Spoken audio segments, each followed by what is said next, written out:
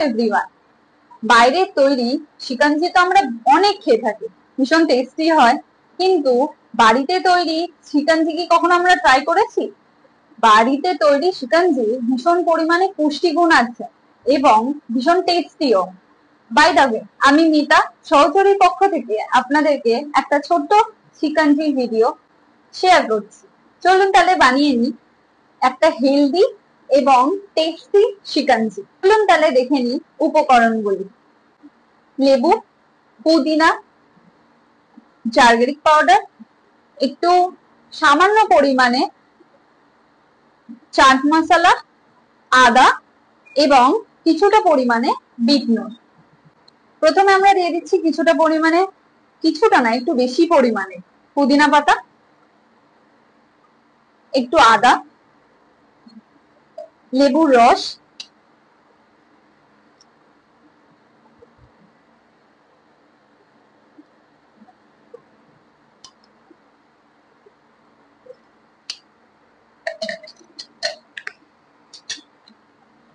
কিছুটা পরিমাণে turmeric powder,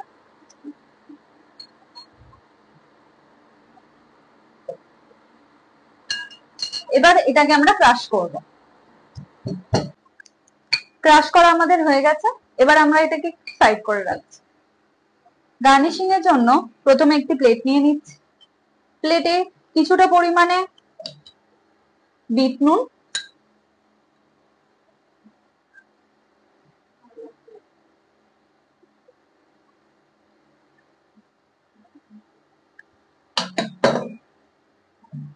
কিছুটা লঙ্কার গুঁড়ো, সামান্য পরিমাণে নিচ্ছি,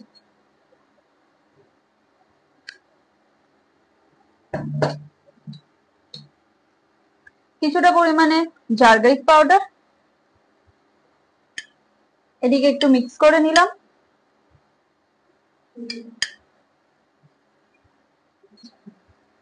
এটাকে মেশানো হয়ে গেছে, একটু ছড়িয়ে নিচ্ছি যাতে গ্লাসের চারিদিকে আমাদের লাগে।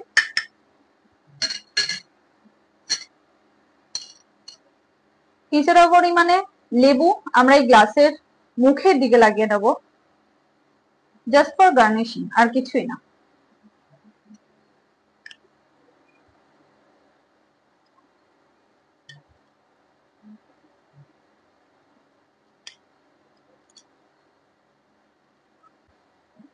দেখুন মুখটা কিরকম কালারিং হয়ে গেছে।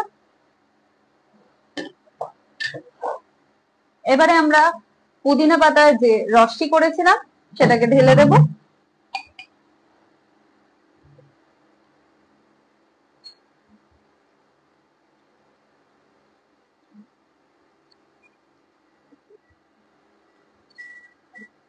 দেখুন কতটা সুন্দর লাগছে, এটি খেতে ও ভীষণ টেস্টি হবে।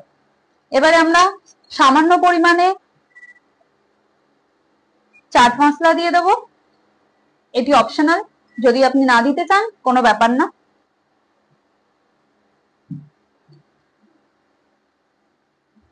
স্বাদের জন্য কিছুটা পরিমাণে নুন,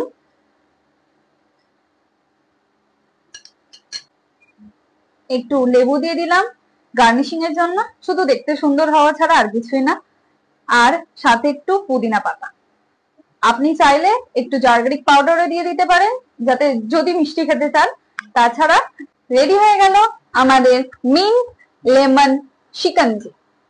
এতক্ষণ ধরে আপনারা সহচরীতে দেখলেন মিতাদির বানানো হোমমেড শিকাঞ্জি। বলতে গেলে এই শিকাঞ্জিটা যদি আমরা বাইরে গিয়ে কিনে খাই তাহলে কিন্তু খুব সমস্যা। কি সমস্যা? তার মধ্যে থাকে আর্টিফিশিয়াল কিছু কালার, আর্টিফিশিয়াল কিছু সিনথেটিক মেটেরিয়াল, যেগুলো কিন্তু আমরা না জেনেই আমাদের স্বাস্থ্যের ক্ষতি করে ফেলি। হয়তো কিছুক্ষণের জন্য অতি চটজল জিনিসটা পাওয়া যাচ্ছে, কিন্তু আমরা যদি মিতাদির বানানো শিকাঞ্জিটাকেও একটু ফোকাস করি বা একটু দেখি তাহলে দেখতে পারবো অতি সহজ উপকরণেই কিন্তু আমার কাছে একটা রিফ্রেশিং ড্রিঙ্কস চলে এসছে। তাহলে আমরা কেন সেটা বানাবো না? এই গরমের দিনে তো সত্যি প্রচন্ড পরিমাণে এই রিফ্রেশমেন্টটা আমাদের প্রয়োজন। তার জন্য রয়েছে পুদিনা পাতা। যদি আপনারা একটু খেয়াল করে দেখেন উপকরণটায়, এই যে পুদিনা পাতা, এটা কিন্তু রিফ্রেশমেন্টের দিক দিয়ে খুবই ভালো। তারপরে রয়েছে লেবুর রস, ভিটামিন সি এর এক্সেলেন্ট একটা সোর্স। শুধু তাই নয়, আমাদের কোলাজেন মানে আমাদের স্কিনকে সুন্দর রাখতে, আমাদের হাইড্রেট রাখতে এরকম একটা ড্রিঙ্কস কিন্তু খাওয়া যেতেই পারে। তাছাড়া রয়েছে জাগেরি পাউডার, অর্থাৎ গুড়ের গুঁড়ো। গুড়ের কথা বলা তো মানে অতুলনীয়। আমরা হয়তো আজকের দিনে দাঁড়িয়ে অনেকেই এটা করি যে চিনি খাচ্ছি না, গুড় খাচ্ছি। হ্যাঁ, গুড়ও মিষ্টি অবশ্যই, কিন্তু গুড়ের কিছু ইম্পর্টেন্স রয়েছে। গুড়ের মধ্যে রয়েছে কিছু মিনারেলস, যেগুলো কিন্তু একটি মেয়ের জন্য খুব ইম্পর্টেন্ট। গুড় কিন্তু যথেষ্ট আয়রন রিচ। শুধু তাই নয়, এর মধ্যে আমরা দেখেছি আদা রয়েছে। আদা কিন্তু অ্যান্টিব্যাকটেরিয়াল ফ্যাক্টর হিসেবে কাজ করে, কারণ আদার যে অ্যান্টিব্যাকটেরিয়াল ফ্যাক্টরস রয়েছে সেটা কিন্তু আমাদের অ্যান্টি ইনফ্লামেশনস দেয় বডিতে। শুধুমাত্র সেটা বলার নয়, এতটা পরিমাণ জল যখন আমাদের বডিতে যাচ্ছে সেটা কিন্তু আমাদের হাইড্রেশন বা ইলেকট্রোলাইট ব্যালেন্স কেও মেনটেন করছে। তাহলে কেন বানাবো না সিকাঞ্জি? আমার তো মনে হয় মিতাদির বানানো সিকাঞ্জিটা আমরা প্রত্যেকে বাড়িতে একবার হলেও ট্রাই করতে পারি। বাড়িতে বানানো এই সিকাঞ্জি বাইরের বানানো হয়তো মোহিতো এগুলোর থেকে অনেকটা বেশি হেলদি হবে। থিঙ্কিং প্রসেসটা যদি আমরা একটু বদলাই, আমরা চটজলদি জীবনে হয়তো ব্যস্ত, কিন্তু খাবারগুলোকে এত চটজলদিও বানিয়ে ফেলতে পারবো না, বানিয়ে না ফেলাই ভালো, যেটা কিনা আমাদের শারীরিক ক্ষতি করবে। হয়তো এই মুহূর্তে আপনার কোনো ক্ষতি করছে না, কিন্তু আজ থেকে 5-10 বছর পরে আপনার জন্য হয়তো সেটা ক্ষতির কারণ হয়ে দাঁড়াতে পারে। বাই দ্য ওয়ে, আমি নিউট্রিশনের শরণ্যা কুণ্ডু, আর একটু আগেই মিতাদির বানানো সিকাঞ্জিটা খেয়ে কিন্তু আমার খুব রিফ্রেশ লাগছে। তাহলে আপনারাও ট্রাই করছেন তো হোমমেড সিকাঞ্জি? পরবর্তী এপিসোডে আবার দেখা হচ্ছে, ততক্ষণের জন্য প্রত্যেকে ভালো থাকবেন। নমস্কার।